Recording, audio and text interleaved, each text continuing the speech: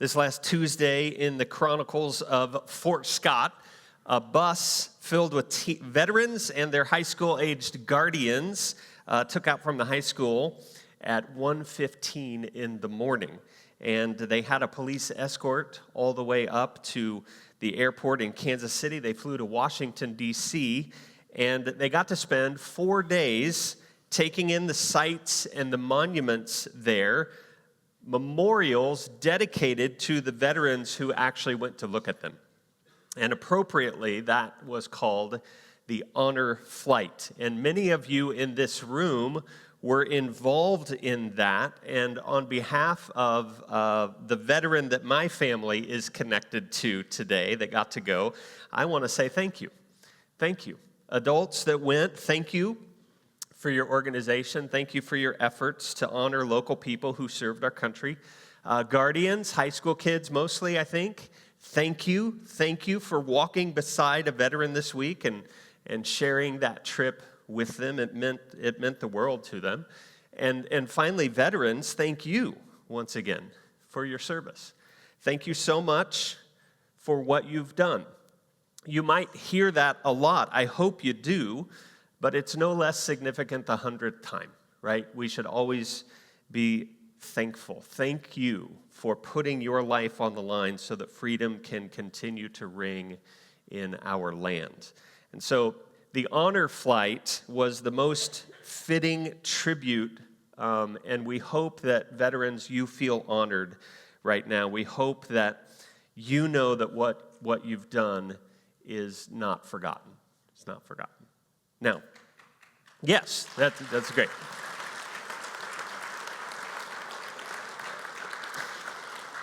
I was kind of compelled to mention the Honor Flight today, and what that means is that now I have to somehow connect it to a sermon. And it's not exactly going to be seamless today, but I think I found a way. Over the course of 4 days here, we got lots of pictures, of course, because my dad got to go on the Honor Flight, and just about every picture is of a veteran, standing with their guardian in front of a memorial of some kind. And so we got this one. This is my dad and his guardian Tanis, and they're in front of the Iwo Jima Memorial, and it's that memorial that is going to help us today. The Iwo Jima Memorial was inspired by a photograph taken after a brutal battle on the island of Iwo Jima in World War II. And 6 Marines were photographed planting a large U.S. flag after the victory to boost morale among the troops. And from that one military moment, from that one photograph that was taken, the picture that was taken, this sculpture was created, and it was then dedicated to all of the Marines who have given their lives in defense of America since 1775. And so that's the Iwo Jima Memorial. Let me give you 2 pretty obvious truths that a memorial like that gives us. It's not the only one, right? There are lots of memorials we could use today. But first, if you're there at the memorial in person, or maybe you're just seeing a picture of someone who was there in person, just like this one on the screen, you have to agree that no one would ever mistake the sculpture of the flag-raising moment for the moment itself, okay? You're never going to go to the Iwo Jima Monument and think, wow, these guys are raising a flag right now in the middle of Washington, D.C., Like, imagine the timing. Like, I'm the only one here, so I guess it's for me. Right? So cool. That's, Honor Flight for me. I don't know. No, you don't do that. If you start talking like that, somebody, people in white coats come and they take you away. And the 6 soldiers, the pole, their flag, you recognize immediately they're not the real thing, right? This is not the real moment. This is only an approximation of the real thing. The whole monument is an imitation of a moment. All right, now that leads to the second obvious truth here, that nothing about this memorial would ever make sense to anyone if the real thing had never taken place. All right? Unless there were real men on a real island in the Pacific, raising a very real U.S. flag after a very real victory in battle, after very real lives were lost. If that didn't really happen, then this metal statue would just be a mystery to anyone that looked at it. The imitation isn't the reality, but it points us to the reality. The statue isn't the real moment that happened, but it points us to a real moment in history that absolutely did happen. And what we've gone through there, that exercise that I just stepped you through, is roughly the message that the Hebrews writer gives us in chapter 9. The author of Hebrews has told us from the beginning that God's ultimate self-revelation is through his Son, Jesus Christ. In chapters 1 and 2, the prophets and the angels cannot be compared to Jesus because he is the radiance of God's glory. In chapters 3 and 4, the promised rest that God's people got as they entered the promised land was nothing compared to the rest that is experienced in the saving power of Jesus. And in the chapters 5, 6, and 7, the priesthood is imperfect. It is insufficient. But Jesus comes as our perfect and totally sufficient high priest. In chapter 8, last week, we talked about the old covenant being obsolete and outdated when it's compared to the new covenant that Jesus came and mediated by what he did on the cross. And in chapter 9 today, we're going to get more of the same. We're going to see that actually it's not just the old covenant, but even the specific things that made up the old covenant. We're going to talk about the tabernacle itself isn't sufficient, and that the sacrifices that happened in the tabernacle aren't sufficient. All of those things are just an approximation pointing us to the real thing. Just like it would be foolish to look at the Iwo Jima Memorial and conclude that that lump of copper and granite and bronze is why we're free in America. It would just be as foolish to look at the temple, to the old covenant, to the animal sacrifices there, and think that's why we're forgiven. That's why we're cleansed and accepted by God. See, in both cases, what we're just looking at is an imitation. And an imitation that is pointing us to the real thing. Hebrews chapter 9 starts, and it gives us a quick tour of the tabernacle. Now, you might not be familiar with the tabernacle and how it was laid out, and that it was a tent that was designed by God so that his presence could be with the people in the Old Testament. But the original readers here knew about the tabernacle. They knew how it was set up. They knew that it was because of the tabernacle that the presence of God could be with his people, and it was all arranged strategically. And the Hebrews writer talks about the rooms in the tabernacle and the furniture in the tabernacle, and he summarizes the priest's work inside the tabernacle, in the outer rooms and in the inner rooms, and the priests would offer sacrifices. People would bring the bulls and goats, and the priests would offer those animals as sacrifices to cover both the people's sin and their own sin. And he says these things were significant, but only because they pointed to a greater truth beyond themselves. I want you to look at verses 8, 9, and 10 of chapter 9. It says this. It says the tabernacle is an illustration. Do you see that line? This is an illustration. He talks about the tabernacle. He says, this is an illustration. Okay, of what? It's an illustration of this, that the sacrifices being done in the tabernacle were never effective. They were never effective. The whole thing is an elaborate picture of sacrifice and forgiveness, but it's only a picture. It's never the real thing. And all this ritual and work by the priests, they're just external regulations. They couldn't actually cleanse anyone's conscience.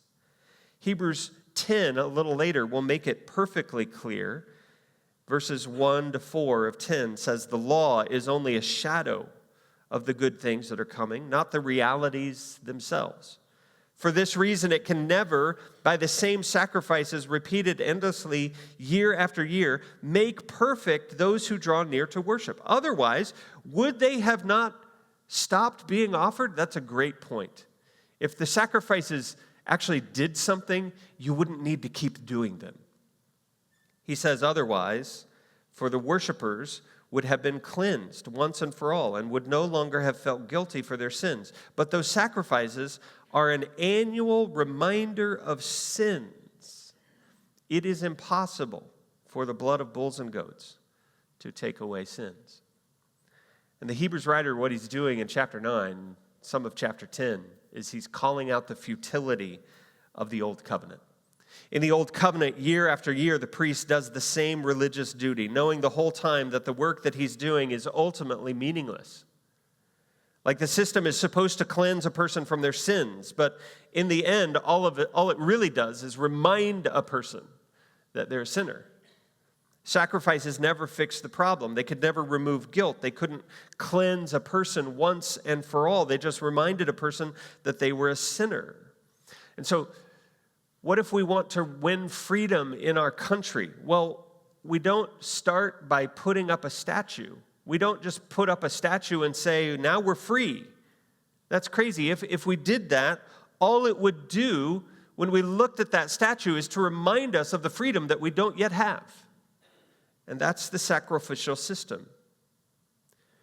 An elaborate system of regulations for all kinds of impurities and sin. And the Hebrews writer says it was always limited. Underneath all of this ritual that the priests would do every day was just a hope for the real solution.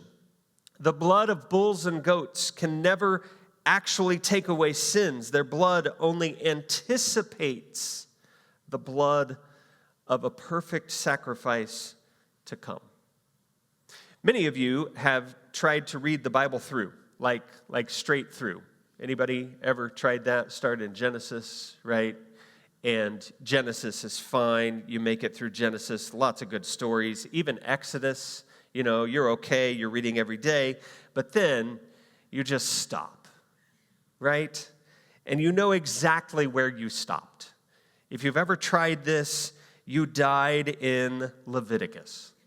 You died specifically around chapter 8 of Leviticus. And the reason that we all have that shared experience is not just because it's boring, but also because it's pretty confusing too.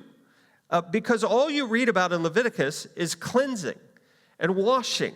It's just defiled person after defiled person, defiled situation after defiled situation. And how if you're the one who is being made unclean somehow, then you need to be sprinkled, or you need to be washed, or you need to be cleansed. It's about how to purify your flesh when it's defiled and make it clean again. And so there are all these in Leviticus, all these incredible rules. And we read them and we just kind of shake our heads. We just go, what in the world? But what you need to know about Leviticus is that these rules are connected to a tabernacle where God's presence is and the ability to worship God. Break the rules, become defiled somehow, and now you cannot go into the temple, into the tabernacle, and worship God. And so the rules were super important to keep yourself clean so that you could worship God.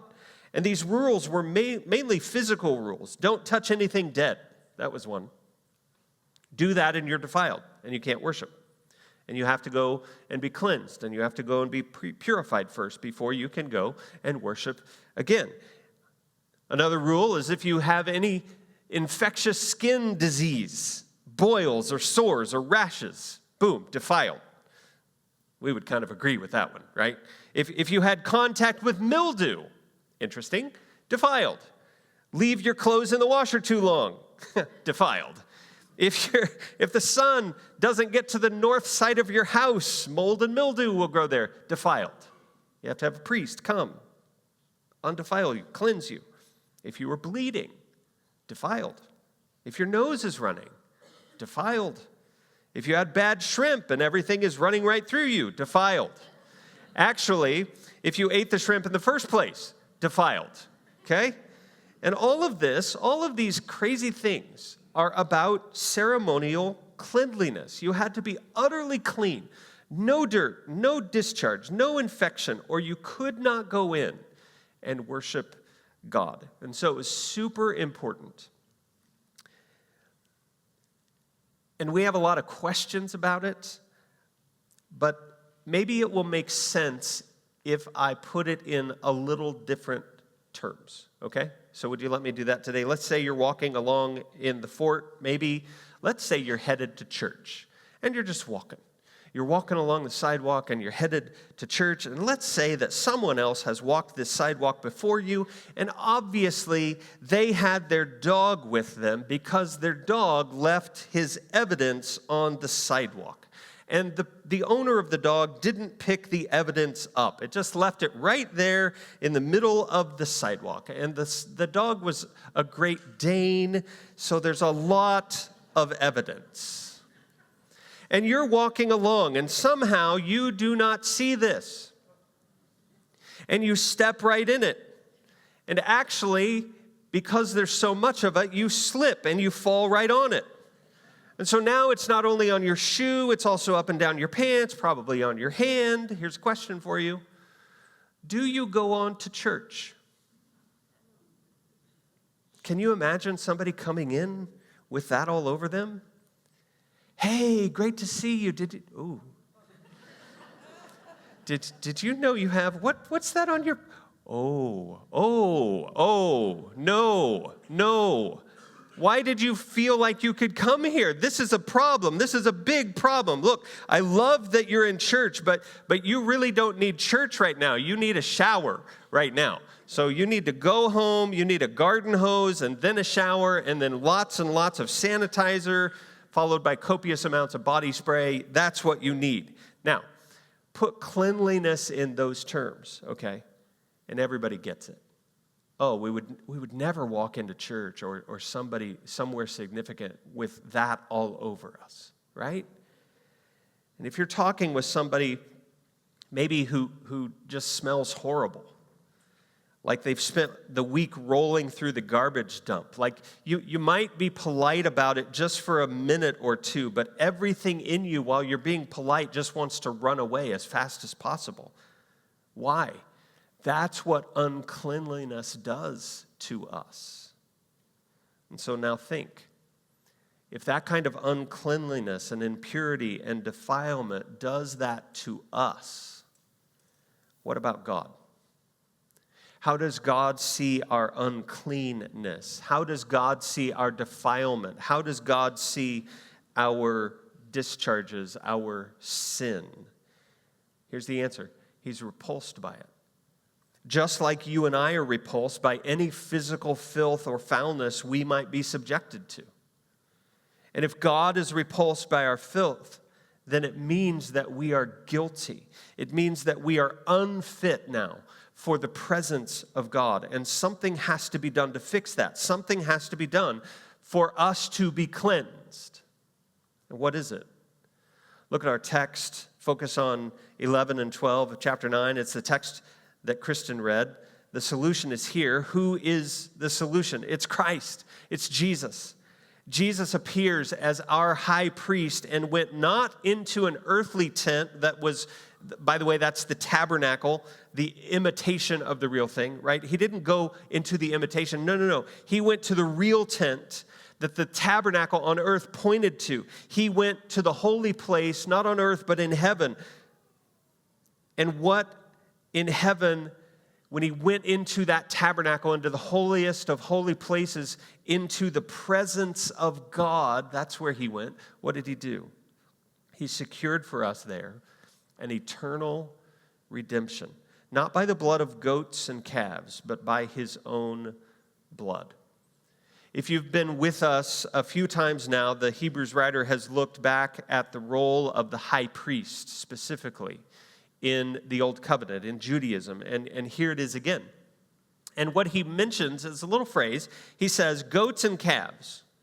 And when he says goats and calves, what he's really doing is he's taking us to a specific day called Yom Kippur, the Day of Atonement. It's in Leviticus 16, but you don't know that because you never got there. You stopped, okay?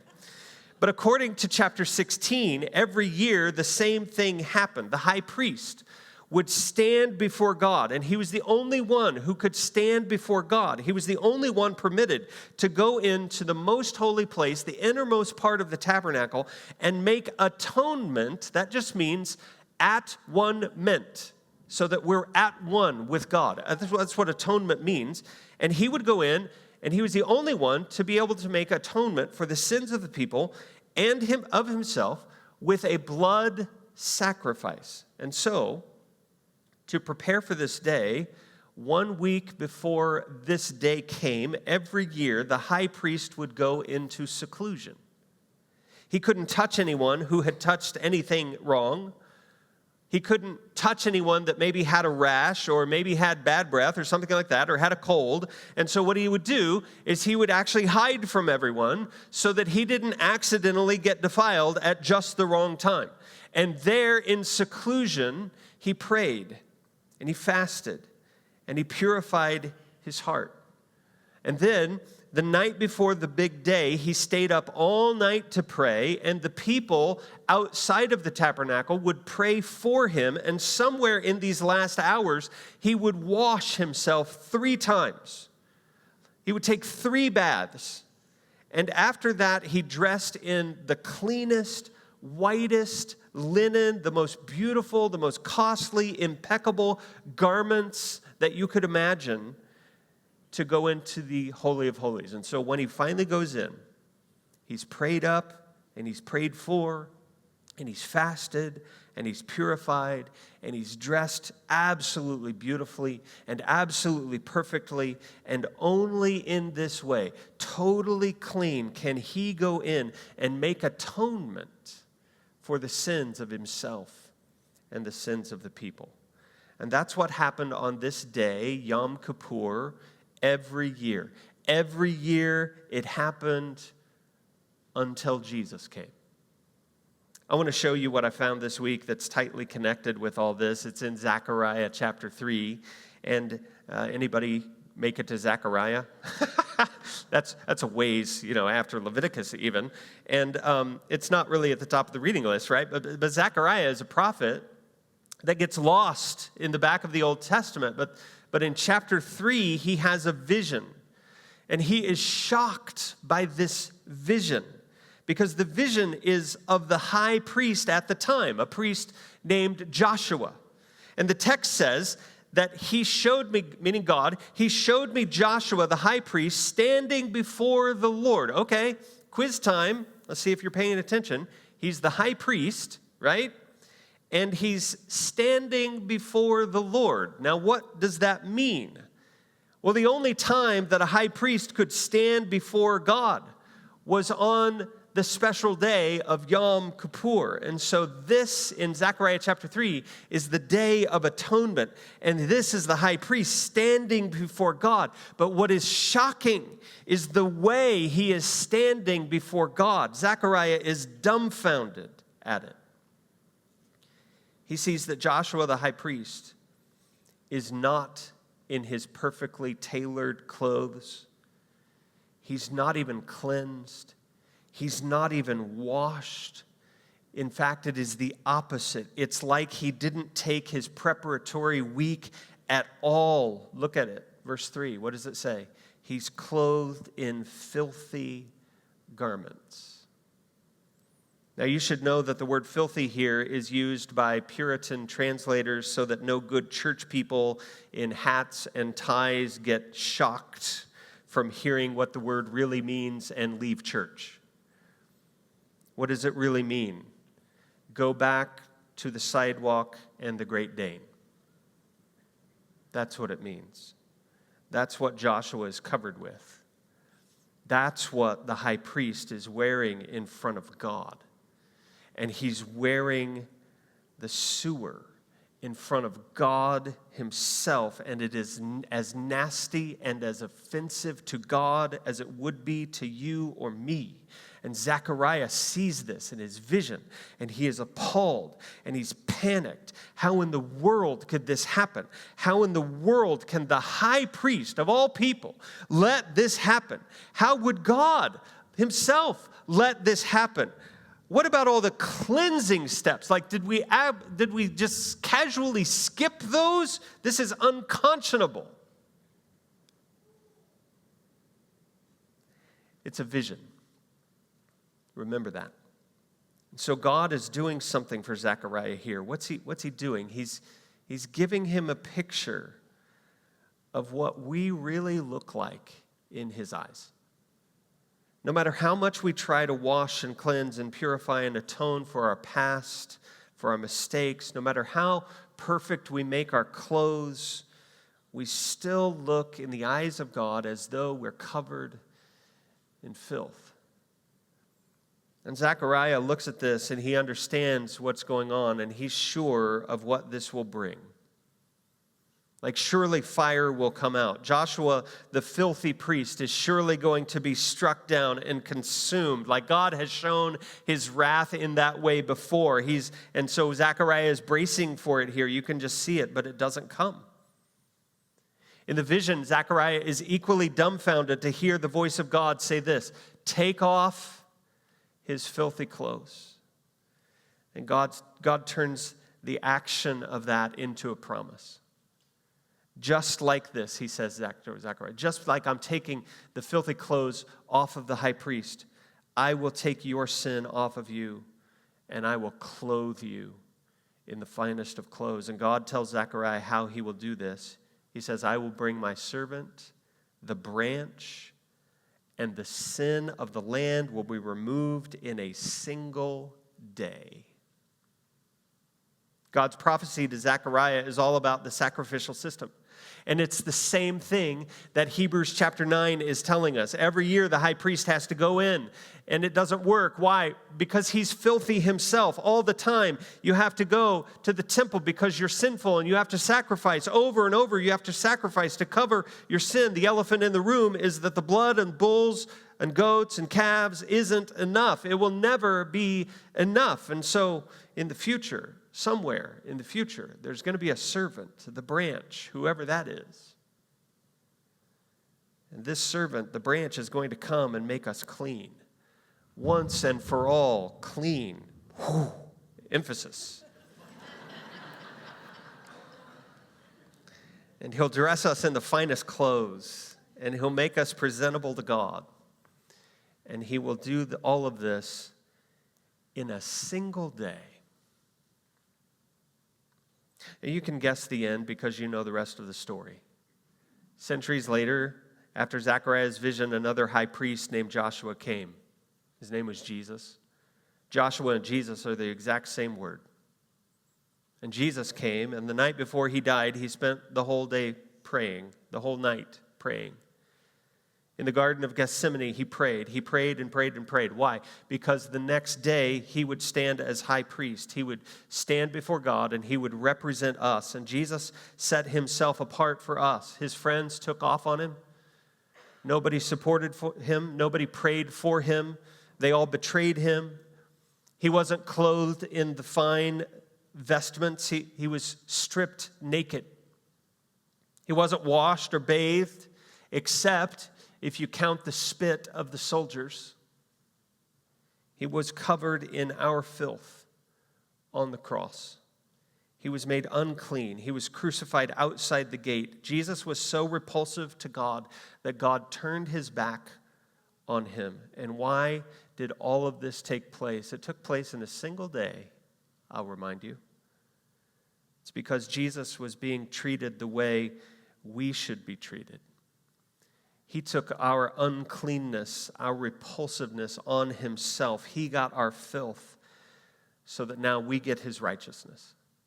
He secured for us an eternal redemption, not by the blood of calves and goats, but by his own blood.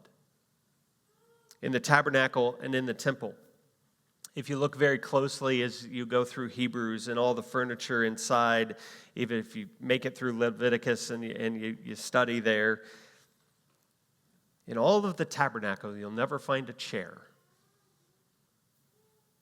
The high priest never gets to sit. Why? The Hebrews writer tells us it's because his work is never done. Verse 11, he will say, you must always stand. and perform his duties. But watch what Jesus, the real and the true high priest, gets to do. He comes and he offers the once-for-all solution for sin, his own blood. And then what does he get to do? He sits down. And it's code that just means it is done. The sacrifice for you, for sin, is now complete. Jesus' work is finished, and you and I have now been made perfect forever by the one sacrifice of Jesus. We would never look at a memorial like Iwo Jima and say, because of this sculpture of bronze and granite, I am free. No, we're free because real men sacrificed their lives, and the statue just points us to those heroes. And in the same way, I'm not saved. You're not saved by anything that you've tried to do to look good or to look clean or to look put together. You're not cleansed by any sacrifice that you have ever made to God. Maybe you've tried to be good for God.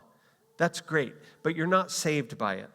Whatever I've done in the name of God is never enough. No. I'm saved because Jesus, the final sacrifice, the once and for all sacrifice, gave his life, his blood for me, and secured my eternal redemption.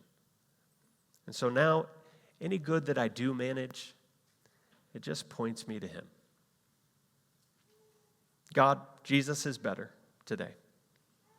He's better than sacrifices.